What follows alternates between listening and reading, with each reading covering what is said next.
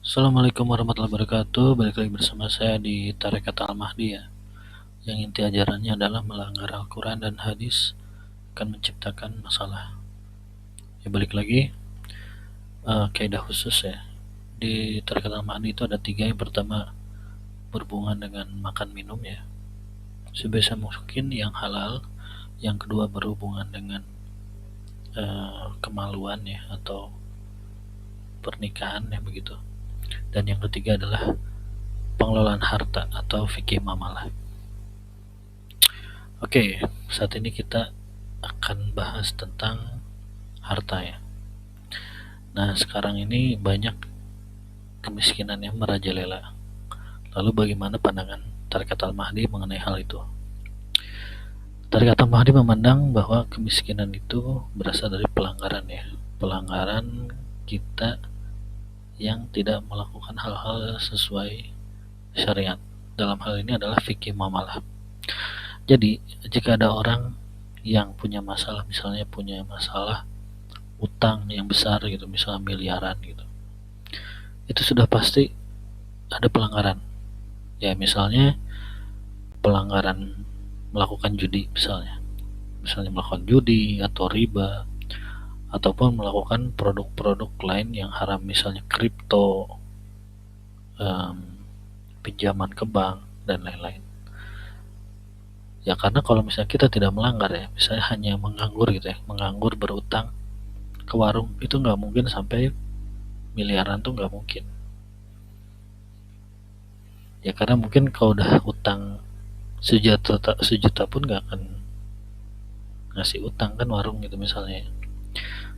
Oke, jadi ya gitu, kita introspeksi diri masing-masing dari kita gitu. Sebisa mungkin menjauhi dari hal-hal yang dilarang. Dan terutama kita memperkuat diri kita dengan keilmuan yang berhubungan dengan fikih muamalah, guys.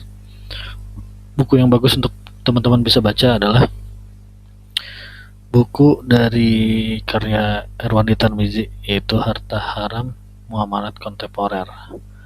Nah, di situ dibahas secara cukup detail ya, mengapa kripto itu haram. Di sana dijelaskan gitu. Mengapa pegadaian itu haram, jelaskan gitu. Jadi kalau misalnya, nah orang yang Islam yang tak paham itu pasti komentar begini, lah pegadaian haram, apa-apa haram, lalu apa? Ya maksudnya pegadaian haram tuh berarti kita harusnya jual aja barangnya, tidak usah digadai, gitu. Oke, jadi masalah kemiskinan itu sebenarnya masalah fikih muamalah yang tidak kita laksanakan ya. Ya kita tengoklah negara-negara yang menjalankan perintah Islam sepenuhnya seperti Arab ya, ataupun negara Timur Tengah lain ya, mereka cukup aman ya secara ekonomi, yaitu karena mereka benar-benar melaksanakan perintah dan menjauhi larangan dari Allah ya, dari Islam. Ya kalau di kita ini larangan yang banyak ya, kalau saya perhatikan ya, larangan fikih muamalah yang banyak dilanggar itu, yang pertama itu untuk kalangan menengah bawah yang saya perhatikan adalah judol ya, judi online. Itu cukup merebak ya. Saya pernah ketemu penjual nasi goreng pinggir jalan, dia itu cerita bahwa dia rugi 150 juta judi online, guys. Luar biasa ya. Jadi kita ini sedang darurat bencana judi online sebenarnya menurut saya ya. Yang kedua, di tingkat menengah atas itu kita darurat kripto ya, karena ada ininya ya, ada orang yang mempromosikan kripto ya. Itu teman-teman pasti tahu itu siapa. Yang ya orang itu terbius ya. Orang Islam tuh tidak tahu kripto itu haram, karena ya memang fikih muamalah di Islam sendiri itu seperti kurang dapat perhatian sih sebenarnya. Padahal itu sangat esensial, karena kita hidup di dunia ini berhubungan dengan masalah harta dan ekonomi ya. Jadi sebenarnya fikih muamalah itu sangat-sangat penting untuk benar-benar dikaji dan diamalkan gitu.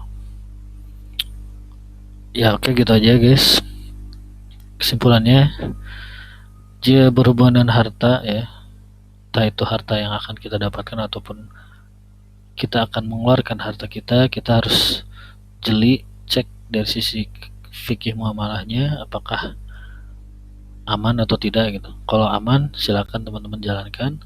Kalau ada pelanggarannya, silakan teman-teman jauhi. Karena jika teman-teman melanggar, pasti ada keburukannya minimal di ujung gitu, di ujung keburukannya itu. Tidak di awal gitu. Misal. Oke gitu aja. Semoga maksud konten saya ini tersampaikan. Assalamualaikum warahmatullahi wabarakatuh.